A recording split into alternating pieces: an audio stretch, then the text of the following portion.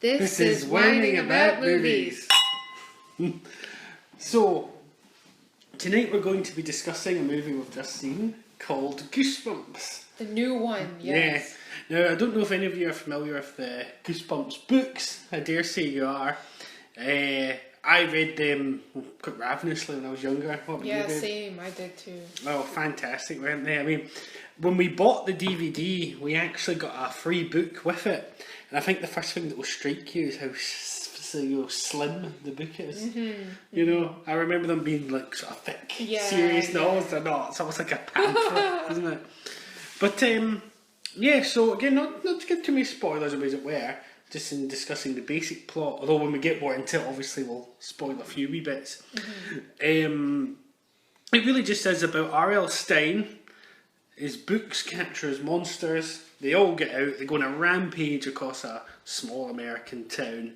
And then, obviously, our hero has to step in and save the day. So, yeah, babe, first of all, what were your first impressions of the movie? Well, to be honest, the beginning was really dragging. It was really a slow burn. Mm-hmm. And I was kind of losing interest because it was this kind of love story. It was sort of, especially if, like ourselves, you're a bit older, it's sort of like, just get on with it. I don't know why I see these two teenagers making eyes at each other. So, and then the most interesting character was Jack Black, who we find out is R.L. Stine, but you don't know that at first. Mm-hmm. Mm-hmm. But I found it was kind of dragging. But then it just hits you hard, and it's a full action for the rest of the movie, which was really good. And probably one of my favorite characters in it was Slappy as the villain, and he was really entertaining. And when I was growing up, I would either watch the show and read the book as well.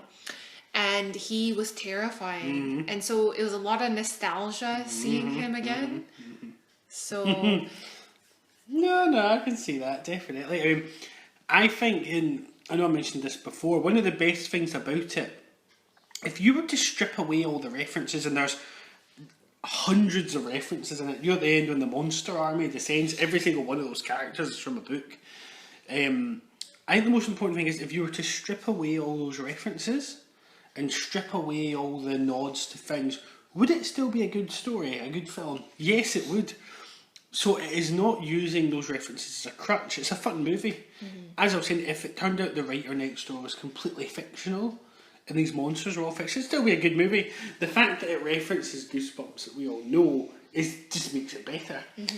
But Jack Black was great in it. I mean, Jack Black is sort of, you love him or loathe him, isn't it? Yeah, I absolutely cannot stand the man. How you think he's hysterical. I'm normally in the camp of not too keen on him. But in this, he was good. Mm-hmm. This and King Kong, he has done two movies where I actually really did quite enjoy his performances. Yeah.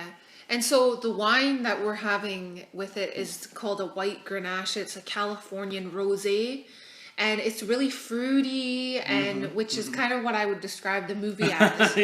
Fruity, light. It's one of those... It's really targeted at a younger audience, but... Like you were saying when we were watching it, it's kind of a gateway for younger people. Yeah, it means if you're a kid and you want to get into horror, starting horror, the first movie you watch shouldn't be bloody Hostel. Mm-hmm. You know, that's too much. They need a movie that has horror and suspense, but it's not going to have people like getting decapitated and their guts ripped out. So I can imagine a young kid going to see this, thinking, I kind of like this whole horror thing, and maybe going to other stuff and building up to serious horror. I mean, that's certainly how I was introduced. You know, it's a gradual slope, not just, I went from nothing to, Texas Chainsaw Massacre. It was the sort of build. The other thing, too, it was a huge the whole thing was pretty much an advertisement to read R.L. Stine's books. True. Because it references all these characters, and you see it and you're like, oh, who's that? You see this huge praying mantis. So what is that? You'll go and buy the book, if you thought it was kind of interesting. So or the book we got free, a shocker on Shop The whole Street. thing is a big ad for his books, which, I mean, again, I enjoyed the books growing up. I enjoyed the TV show, so I have no problem with that. But I liked it, but if you weren't a fan of his I would say the film can sort of stand on its own, though. I mean, as I was saying, I think it's still a good idea. A writer has sort of monsters come out to get him. But you are quite right though. There's a lot of quite heavy-handed points that are like, go read Goosebumps. Yeah. Now I still think it works, and I think it would work as even if the writer wasn't real. But there is some. I particularly enjoyed the Stephen King bashing. As you know, that's something of a. That's something I'll always get my support. I'm not terribly fond of Stephen King.